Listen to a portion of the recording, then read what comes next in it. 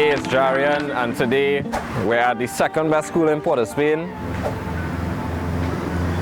third best school in Port of Spain, Queen's Royal College, and we're going to interview my younger brother, Jonathan Paul.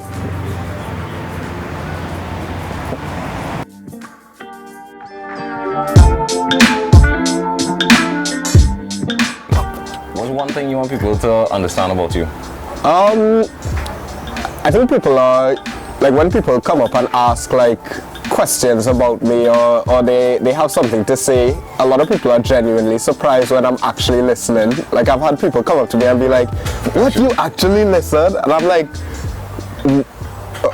wait, am I allowed to swear on this on this video? Everybody asks that. Like, everybody asks that. But yeah, you can. Oh, okay. Yeah, people are like, yeah, what do you actually listen? I'm like, what the fuck do other people do? Like, what do you mean I actually listen? Exactly. Because I think a lot of people listen for a particular thing, but I listen just because I love hearing about people and hearing what they're on and like just learning about them.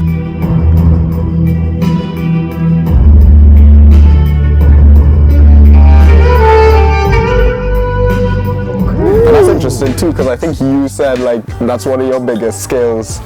It is. That's what I was not about to say. Like, active listening is so underrated, but I swear when you just like actually listen, like people just keep talking. It's like a superpower, and it doesn't seem like it's that important. But like, agreed, that is something that more people should actually do. Like, you know, they say like you have 2 ears and 1 mouth. Like, shut up. You legit actually have 2 ears. You should be listening twice as much. Yeah.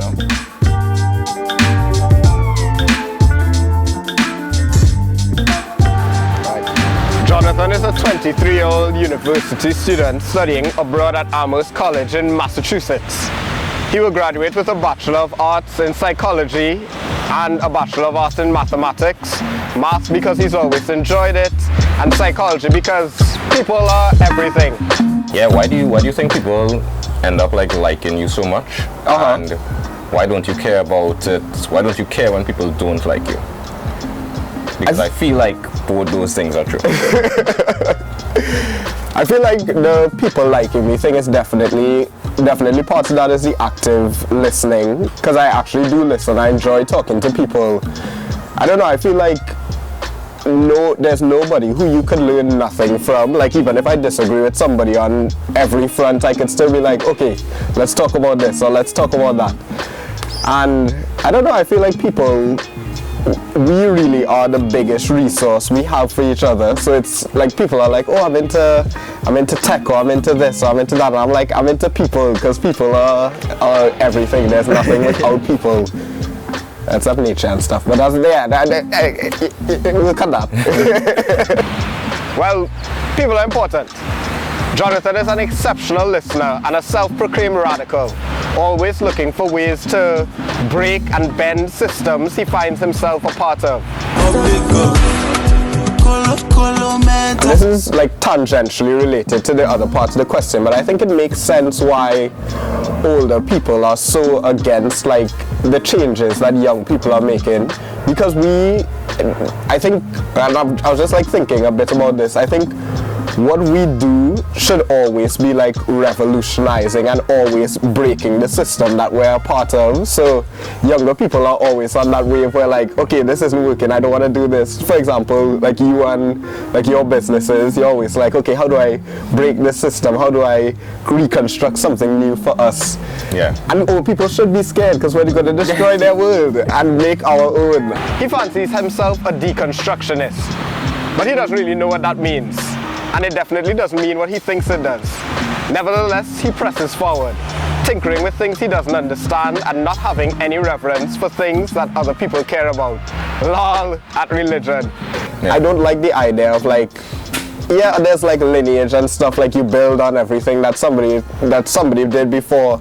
But there also needs to be revolution in that, where it's like, rather than building on this, we're gonna break it and see what comes up from like new from that. Yeah, there's actually a concept for that, I think, called creative destruction. Oh yeah. Where basically like to create anything like truly innovative or revolutionary, like you have to kind of destroy. Yeah. And within that is the creation process as well. Yeah. So yeah, I think what you're saying there makes actually a lot of sense. Yeah. He believes that we have a limited time here in this world, so we might as well enjoy it and figure out ways.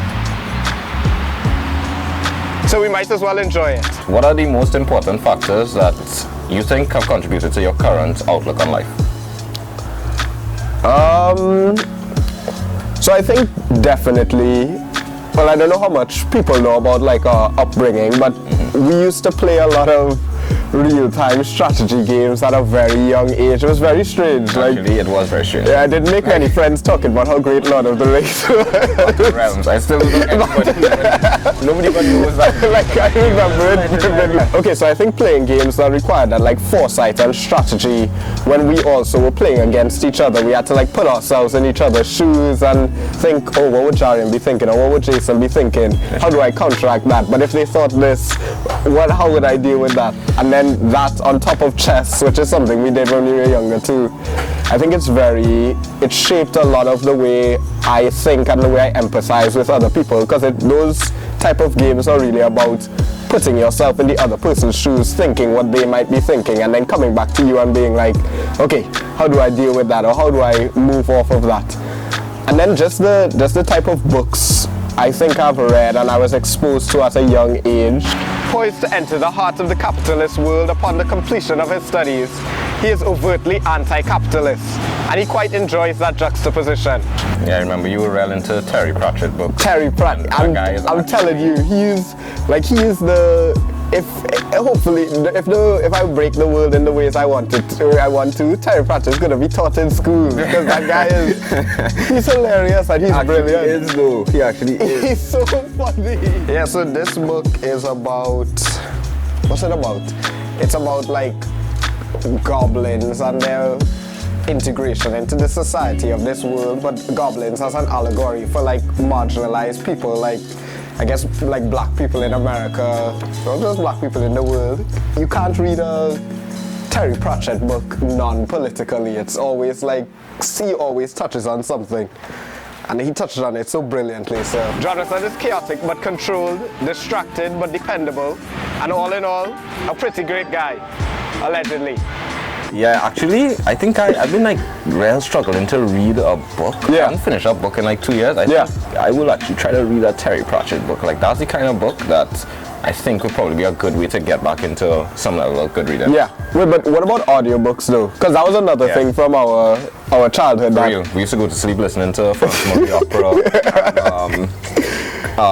Aragon, like really. Aragon. He also happens to be the younger brother of the interviewer, so we know nepotism is real.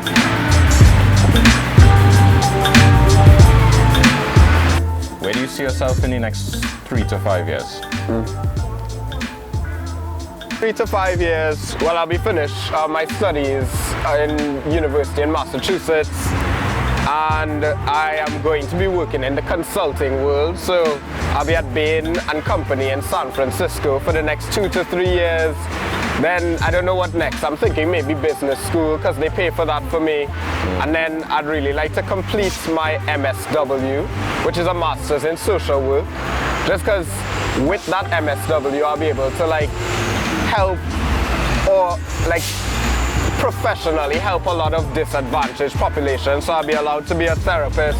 I could be like working in the prison system. I could be working with young children with like learning difficulties. And on top of that, like I don't know what else I'll be doing, but I really want to strike a balance between, yes, doing things for me, like accumulating like the wealth and stuff that comes with, I don't know, consulting, and then the skills as well, but also focusing on building something outside of that, because I hate the idea of like working for somebody my whole life. Like, and I feel like you're an inspiration in that realm, definitely, because I see you have like, I'm not as brave as Jarian, but I want to get to where Jarian is. I want to be doing things like Jarian. Is it bravery or is it just stupidity though? No, you need to, we spoke about this before, you need to have a certain amount of like mad belief in yourself to be able to do what you do. And that is always super inspiring. I'm always like, this boy crazy, but this boy crazy good, you know? Thanks, I appreciate it. Yeah, I know that, like, yeah, sometimes it really is just like you see no option to move forward and you're like, no, let me just move forward. Yeah, you have to. You know, so that's cool. That's cool.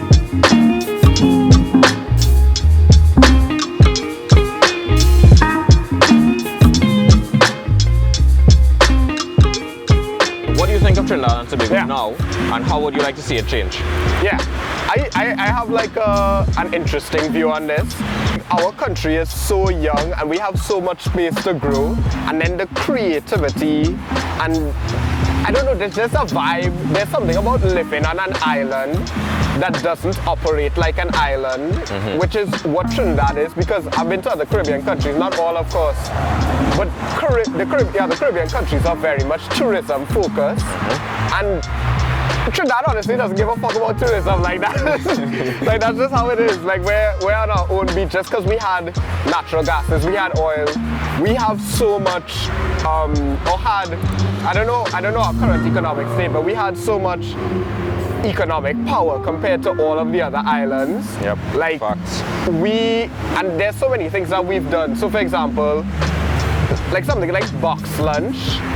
I think that is amazing, and people are like, what do you mean a box lunch is amazing? I'm like, our country feeds its students, like feeds tens of thousands of students every day for the school week. Like that's a socialist kind of lens to how like school feeding should be done, that like we just couldn't do without the economic power that we have or that we had originally. And then something like GATE or like open scholarships or additional scholarships, like those things are such investments into the future. And I think that, so that's where I think that's how Trinidad is now. I think we're growing. I also think it's definitely necessary that we grow even faster. So I think the work that like you're doing, or the work that us young people are doing to make the country, like drag the country into the 21st century. Yeah, like the vibe I get with people who are around our age is like, we don't even care anymore. Like we don't change. Like, that's what I'm saying. Like that's gonna actually try to do it, and it's gonna get done as well. That's the whole thing about this revolution thing. Like we're a new country, yes. People are like, you know, take it slow, take it. We're like, no, we're not taking it slow. Like we have our whole lives ahead of us. We need to do shit now, kind of thing. Exactly.